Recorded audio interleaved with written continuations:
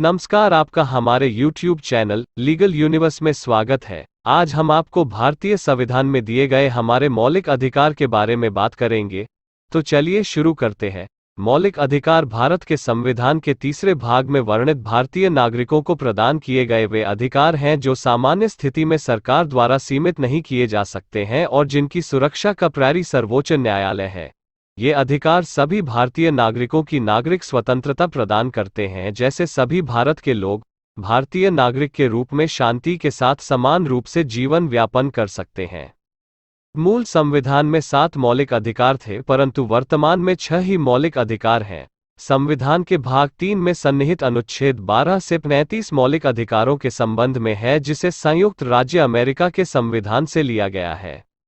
मौलिक अधिकार सरकार को व्यक्तिगत स्वतंत्रता का अतिक्रमण करने से रोकने के साथ नागरिकों के अधिकारों की समाज द्वारा अतिक्रमण से रक्षा करने का दायित्व भी राज्य पर डालते हैं। संविधान द्वारा मूल रूप से 7 मूल अधिकार प्रदान किए गए थे: समानता का अधिकार, स्वतंत्रता का अधिकार, शोषण के विरुद्ध अधिकार, धर्म, संस्कृति एवं शिक्षा की स्वतंत्रता का अधिकार, संपत्ति का अधिकार तथा संवैधानिक उपचारों का अधिकार। हालांकि संपत्ति के अधिकार को 1978 में 44वें संशोधन द्वारा संविधान के तृतीय भाग से हटा दिया गया था। मौलिक अधिकार नागरिक और रहवासी को राज्य की मनमानी या शोषित नीतियों और कार्यवाही के सामने रक्षण प्रदान करने के लिए दिए गए।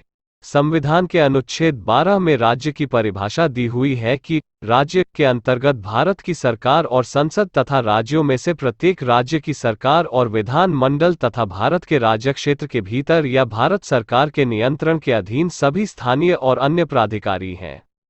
समता का अधिकार अनुच्छेद 14 से 18 के अंतर्गत निम्न अधिकार कानून के समक्ष समानता संयुक्त राज्य अमेरिका के संविधान से उद्धृत है। कानून के समक्ष समानता जाति, लिंग, धर्म तथा मूलवंश के आधार पर सार्वजनिक स्थानों पर कोई भेदभाव करना इस अनुच्छेद के द्वारा वर्जित है, लेकिन बच्चों एवं महिलाओं को विशेष संरक्षण का प्रावधान है।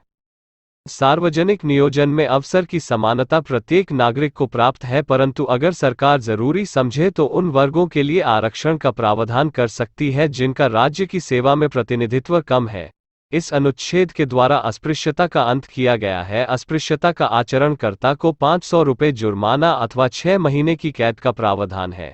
यह प्रावधान भारतीय संसद अधिनियम 1955 द्वारा जोड़ा गया। इसके द्वारा ब्रिटिश सरकार द्वारा दी गई उपाधियों का अंत कर दिया गया। सिर्फ शिक्षा एवं रक्षा में उपाधि देने की परंपरा कायम रही। तो यही था समानता का अधिकार। उम्मीद है आपको समझ में आ गया होगा। मिलते हैं अगले वीडियो में, तब तक के लिए take care, bye and thanks for watching.